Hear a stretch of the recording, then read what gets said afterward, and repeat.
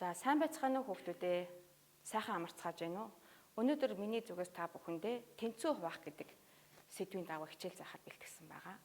За хүүхдүүдээ ерөнхийдөө бидний амьдралд одоо аливаа нэг зүйлийг тэнцүү хуваах тохиолдол ер нь гардаггүй. Мэдээж гардаг. Хамгийн наад зах нь бид нэр хамгийн дотны найзтайгаа шоколад одоо амттнаа хувааж идэхдээ бид нар тэнцүү хуваах шаардлага гардаг шүү дээ.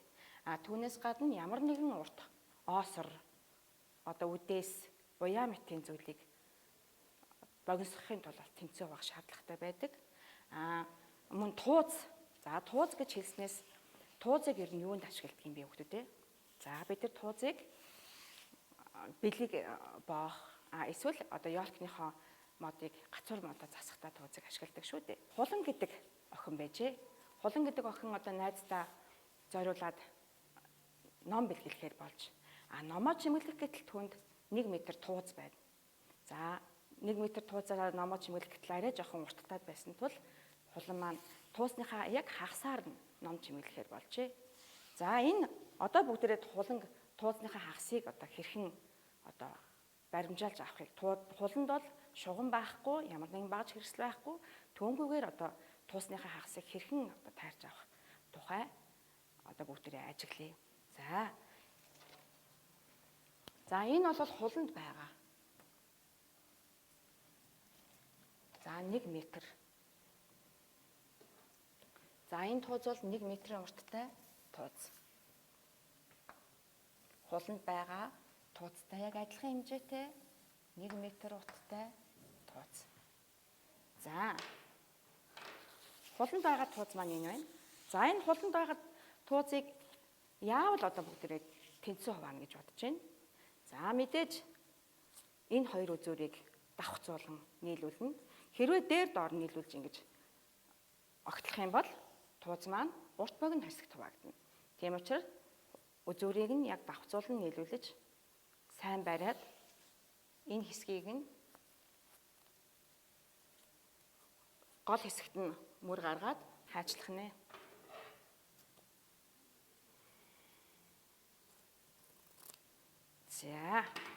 За одоо нөгөө 1 м тууз маань 2 хэсэгт хуваагдлаа хүүхдүүдээ. За үүнийг одоо тэгвэл бүгдээрээ самбар дээр байрлуулъя.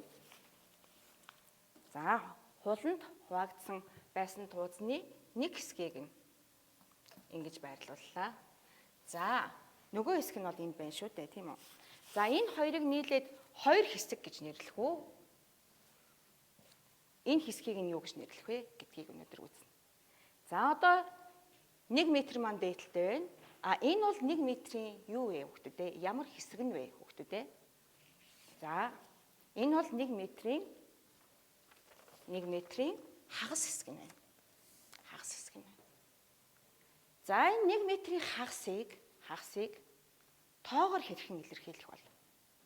Тоогоор хэрхэн илэрхийлэх вэ? За энийг илэрхийлэх тоог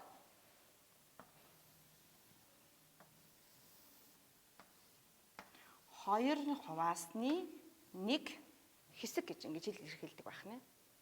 Тэгвэл аливаа зүйлийн хагасыг 2 хуваасны 1 гэж илэрхийлэх нэ. За одоо нөгөө хуланд байгаа тууз маань, үлдсэн тууз маань энэ байж байна.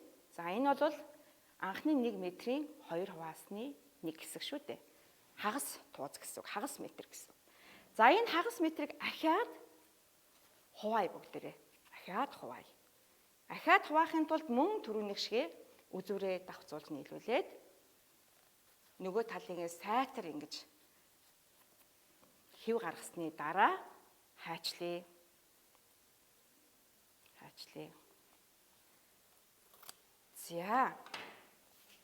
За хайчлсны дараа энэ хэсэг метрийн ямар хэсэг вэ?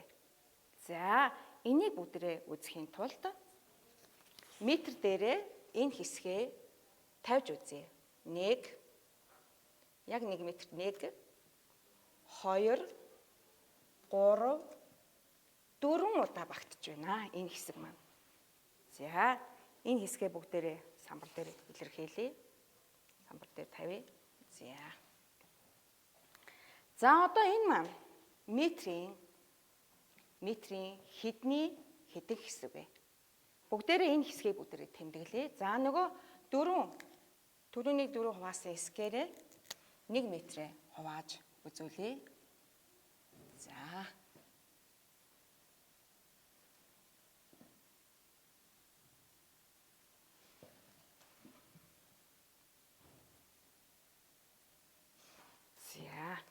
Бидний нөгөө таарч авсан хэсэг маань одоо энэ хагас буюу 1 метрийн хагасын ямар хэсэгтэй тэнцвэ байна хүмүүс те? Энэ 1 метрийн бид нар 1 метрийн хагасын хагастай тэнцвэ. Хагасын хагас гэж ойлгосон байна. За энэ хагасын хагасыг бүгдээрээ тоогоор илэрхийлэхдээ хэрхэн илэрхийлэх вэ? Бүгдээрээ тэмдэглэе. За энэ бол метрийг хэд хуваасны нэг хэсэг байна вэ хүүхдүүдээ? Ажиглая. Метрийг 1, 2, 3, 4 хуваасны нэг хэсэгтэй тэнцвэ байгаа учраас үүнийг 4/1 хэсэг гэж тэмдэглэх нэ. За одоо бүгдээрээ эхнээс нь 2/1 хэсгээ уншия. За энэ 2/1 хэсэг гэдэг бол утгаараа бол 1 метрийг 2 хуваасны 1 хэсэг гэсэн үг юм байна. 2/1 хэсэг гэдэг маань 1 метрийг 2 хуваасны 1 хэсэг гэсэн үг бол 4/1 гэдэг энэ тоог уншихад 1 метрийн 4 хуваасны 1 хэсэг гэж бүгдээрээ ойлгох юм байна хүүхдүүдээ. За энэ одоо энэ тоогоо бүгдээрээ ахаад уншия. Энэ бол 2 хуваасны 1 хэсэг. Энэ бол 4 хуваасны 1 хэсэг. За эдгээр тоог одоо бичгтээ өөр ингэсэн дараалалтай байдаг. За үүнийг бичгтээ эхлээд хуваарийнхаа хуваасан шугамаа эхлээд тэмдэглэдэг нэгдүгээрт нь. Хоёрдугаарт нь хуваасан хэсгээ нэгсэндээ 2 хуваасан хэсэг бол дараа нь тэмдэглэнэ. За 6-ныхаа дээдлэлд тухайн 2 хуваасан хэсгээс хэдэн хэсэг нь хүртэж байгааг тэмдэглэнэ. Ийм дараалалаар тэмдэглэнэ. Нэгдүгээрт нь хуваарийн шугамаа татна, хоёрдугаарт нь хуваасан тоогоо илэрхийлнэ, гуравдугаарт нь хэдэн хэсэг нь хүртэж байгааг илэрхийлдэг байна. Энэ утгаараа хуваарийн шугамын доор байгаа энэ тоог хуваар гэж нэрлэдэг байна хүүхдүүд. Хуваарийн тэмдгийн доор байгаа энэ тоог хуваар гэж нэрлэдэг байна. Одоо хуваарийн шугамын дээр байгаа тоог хүртвэр гэж нэрлэдэг байна. Хүртвэр гэж нэрлэдэг байна. Одоо бүгдээрээ уншия. 2 хуваасны 1, хуваарт 2, хүртвэрт 1 байна гэсэн үг байна. За одоо бүгдээрээ 4/1 гэдэг бутархайгаа бичээд эхлээд бутархайн зураасаа зурна. 4/1 гэсэн бутархайг илэрхийллээ. За хүүхдүүдээ багш нь танараас асууя. Энэ бол хуваар уу, хүртвэр үү? Энэ бол 4 хуваасныг илэрхийлж байгаа учраас энэ бол хуваар.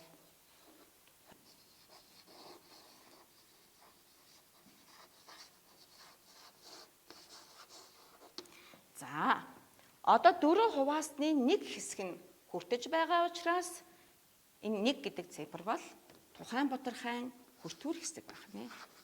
Хүртвэрт ногдож байгаа тоо байна. Хүртвэрт ногдож байгаа тоо байна. За тэгвэл бид нар өнөөдөр энгийн бутархайг унших, энгийн бутархайн одоо бичгэллийг ерөнхийд нь одоо бүгдээрээ мэдэж судаллаа. Одоо хүүхдүүдэд дэвтэр дээрээ 8 нүдийг харьцах нь 6 нүдтэй тэгш өнцөг зураарай.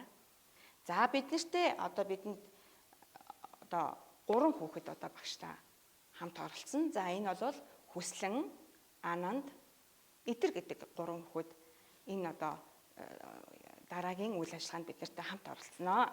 За Хүслэн гэдэг хүүхэд. За хүүхдүүдэд зурж байгаа хооронд за энэ бол тэгш өнцөгт хэлбэртэй цаас байна. За энэ тэгш өнцөг хэлбэртэй цаасыг яг одоо тэнцүү хоёр хэсэгт хувааж нугалъя. За нугалахын тулд хүүхдүүдээ яах ёстой вэ? Яг тэнцүү хоёр хэсэгт хуваахын тулд голоор нь нугалаад хоёр үзүүрийг давхцуулж наана. За энэ бол хүслэн гэдэг хүүхдийн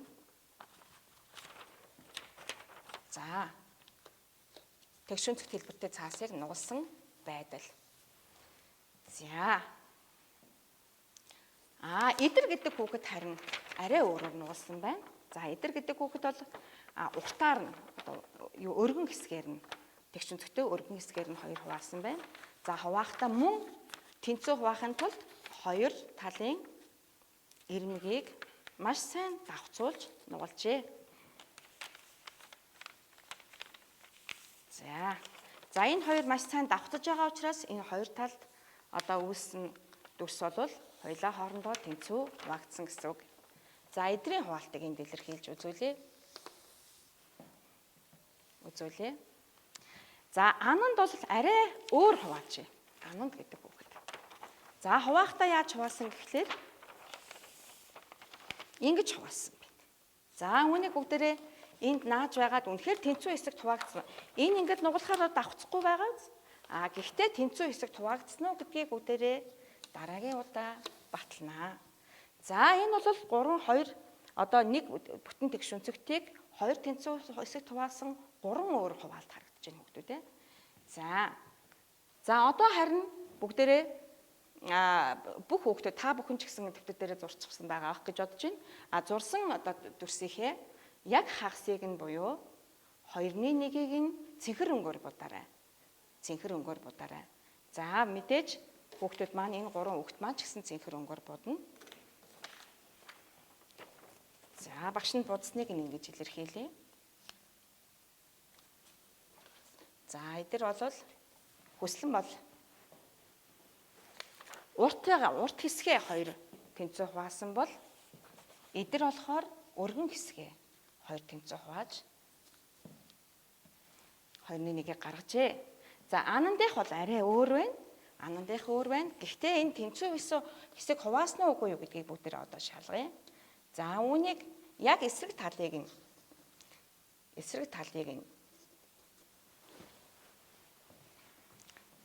энэний одоо тэгш өнцөгтийг үүсэх цэнхэр дүрсээр битүүлж үзье.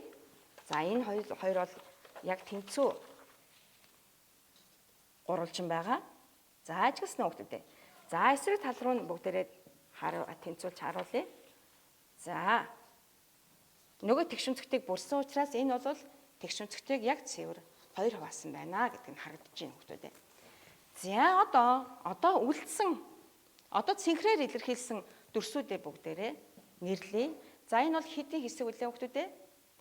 За энэ бол 2 хуваасны 1 хэсэг. За энэ мөн 2 хуваасны 1 хэсэг. Энэ мөн цэнхрээр будагдсан мөн 2 хуваасны 1 хэсэг гэж нэрлэнэ. За үүнийг өөрөөр юу гэж хэлэх вүлээ хүүхдүүдээ? Энэ тэгш өнцөгтийн хагас гэж нэрлэдэг. Мэдээж энэ тэгш өнцөгтийн хагас гэж нэрлэнэ. За одоо үлдсэн хэсгийг бүгдээрээ ажиглая. Энэ бол нөгөө хагас нь үлдсэн байгаа шүү дээ. Нөгөө хагасынхаа хагасыг бүгдээрээ ягаан өнгөөр будъя. За хүүхдүүд маань яаж бодохыг бүгдээрээ харъя. Хүслэн бол ингэж хуваасан байна. Хүслэн хагасыг хуваахдаа ингэж хуваасан байна. За эдэр болохоор энэ голоор нь хуваасан байна. За энэ 2 хүүхэд маань хагасынхаа хагасыг гүйцэтгэж чадчих уу гэдгийг бүгдээрээ харъя. За энэ хагас хэсэг нь. За ягаанаар будагдсан хэл бол хагасын хагас хэсэг байна. За хагасын хагас мөн байна уу гэдгийг шалгахын тулд эсрэг талд нь нөгөө дүрсийг битүүлье. За ингээд нийлээд бүтэн дүрсийн хагас болж байгаа учраас энэ бол хагасын хагас болж чаджээ. За эдэр мөн хагасын хагас буюу энэ хэсгийг ягаан өнгөөр боджээ. За одоо бүгдээрээ эдэр буюу хүслэн хоёрын Ягаан өнгөөр тодорхойлсон хэсгийг бүгдээрээ тодорхой тоогоор илэрхийлье. Тодорхой буюу энгийн тодорхойгоор илэрхийлье. Бүгдээрээ багштайгаа зэрэг хэлээрэй. Энэ бол 4 хуваасны 1 хэсэг. Мөн энэ бол 4 хуваасны 1 хэсэг гэж унших нэ. За анамд нөгөө хэсгээ яг тэнцүү 2 хэсэг хуваах гэтэл асуудал үүслээ. За яагаад гэвэл нөгөө үлдсэн хэсгээ 2 тэнцүү хуваах гэтэл ямар ч нугалаа гарсан энэ хоёр маань давхцахгүй байгаа. За одоо нөгөө нэг өнцгөрөө 2 хуваагаад ингээд үзэхдээ давхцахгүй байгаа тал ингээ харагдаж. За хоёулаа ингээд давхцахгүй байгаа учраас энэ бол тэнцүү хуваалт биш байх нэ. Гэхдээ ананд ямар ч байсан дүрсээ ингэж хуваагаад ягаан өнгөөр бутжээ. За одоо хүүхдүүдэд багш нь асууя. Энэ ягаан хэсгийг 4-1 гэж хэсэг гэж тэмдэглэж болох уу хүүхдүүдээ? Энэ бол 4-1 хэсэг биш байх нь. Яагаад гэвэл үлдсэн 2-1 хэсгийг тэнцүү хуваагаагүй учраас энэ бол 4-1 хэсэг гэж үзэхгүй байх нэ хүүхдүүдээ. За энэ одоо дүрс хуваалтын тухай дараагийн хичээл дээр үргэлжлүүлэн судлах болно. Энэ хичээлийн үргэлжлэл болгоод хүүхдүүдээ гэрийн даалгаварт 475 дугаар дасгалыг ажиллаарай. За ингээд дараагийн хичээл дээр дахин уулзцаая хүүхдүүдээ баяртай.